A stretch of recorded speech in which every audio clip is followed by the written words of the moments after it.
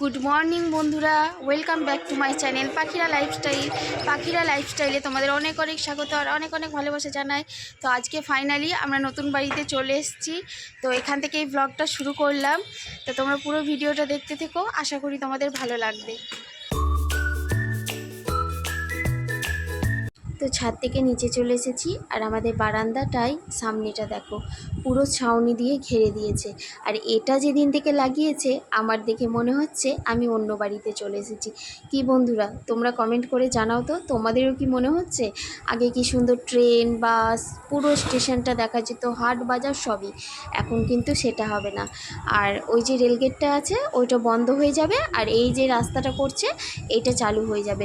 আসলে অনেক দিন আগেই চালু হয়ে গেছে। ছাউনিটা ছিল না, তার জন্যে বর্ষার জল জমে যেত আর গাড়ি ঘোড়াও যেতে পারতো না। তবে এখন ছাউনি করে দিয়েছে আর কিছুদিন পর থেকেই রাস্তাটা চালু হয়ে যাবে। তো যাই হোক, এইদিকে আমার রান্নাঘরের এইদিকে জানালাটা খুলতে পারছি। আর তখন তো ধুলো হতো, তার জন্য খুলতে পারতাম না।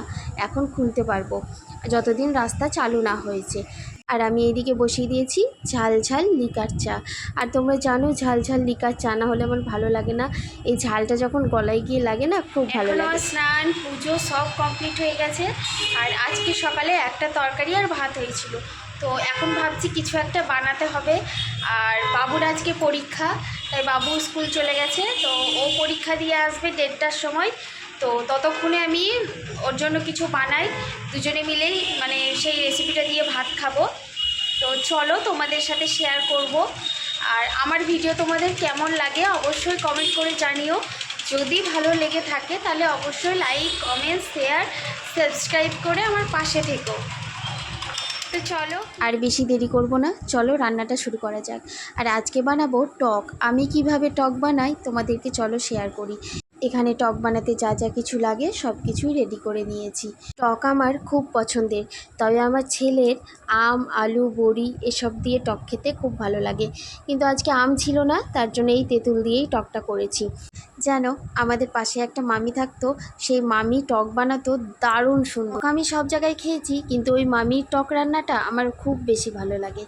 তো এই মামি যখন এখানে থাকতো তখন আমাকে দিত, প্রায় দিন যেদিন টক করতো সেই দিনই আমাকে দিত। তো তোমাদের সাথে কথা বলতে বলতে দেখো সবজিটাকে ভাজা হয়ে গেছে। তো দুজনে খাবো তো খুব বেশি একটা করিনি। তো আজকে আমি যে টকটা বানিয়েছি সেটা কিন্তু খুব ভালো হয়েছিল। আমার ছেলে তেঁতুলের টক খেতে পছন্দ করে না, কিন্তু আজকে মানে দুবার টকটা নিয়েছে জানো। টমেটোটা দিতে ভুলে গেছিলাম, টমেটোটা দিয়ে ঢাকা দিয়ে দিলাম। আর এদিকে আমার সবজিগুলো প্রায় সেদ্ধ হয়েই গেছে। এবারে চলো তেঁতুলটাকে ভিজিয়ে রেখেছিলাম সেটাকে চটকে দিয়ে দিলাম। আর আজকে কিন্তু সব নিরামিষ রান্না বান্না। বরকে বলেইছিলাম যে আজকে মঙ্গলবার, আজকে নিরামিষ করো, কারণ আজকে একটু পুজো দেওয়ার ইচ্ছে আছে। অনেক দিন ধরেই ভাবছি পুজো দিতে যাব আমাদের বাড়ির সামনে যে বজরংবলী মন্দির আছে সেই মন্দিরে। আগে তো প্রতি মঙ্গলবারই যেতাম, এখন সেরকমভাবে আর যাওয়া হয় না। মাঝে মাঝে এরকম মন্দিরে গিয়ে পুজো করতে খুব ভালো লাগে, মনে একটা আলাদাই শান্তি আসে। কি বলো তোমরা? ঝোলে একটু লবণ লাগবে, তাই লবণ দিয়ে দিলাম আর সামান্য একটু চিনি দিয়ে দিলাম, যাতে সব কিছু পরিমাণ একদম পারফেক্ট হয়। এখানে আমার কিন্তু দেখো ঝোল ফুটতে লেগেছে। তোমরা যারা যেমন ঝোল খেতে পছন্দ করো সেই মতো ঝোল মানে রাখবে।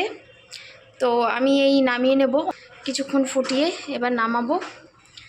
তো চলো আবার পরে আসছি, দাঁড়ো টকটাকে আগে নামিয়ে নিই তারপর আবার আসছি। দেখো আমার রেডি হয়ে গেছে টক রেসিপি।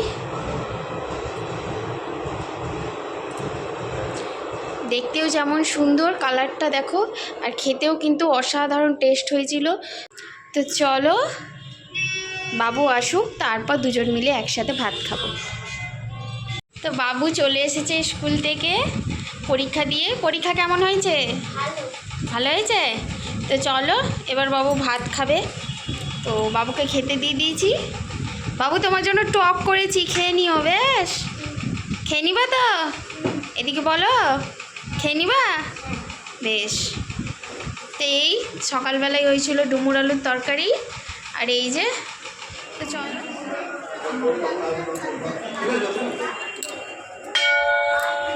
এই হচ্ছে আমাদের বজরংবলী মন্দির।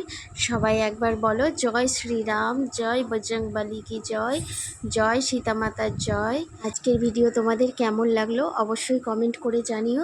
ভালো লাগলে লাইক কমেন্ট শেয়ার সাবস্ক্রাইব করে আমার পাশে থেকো। তো চলো দেখা হচ্ছে নতুন কোনো ভিডিও নিয়ে।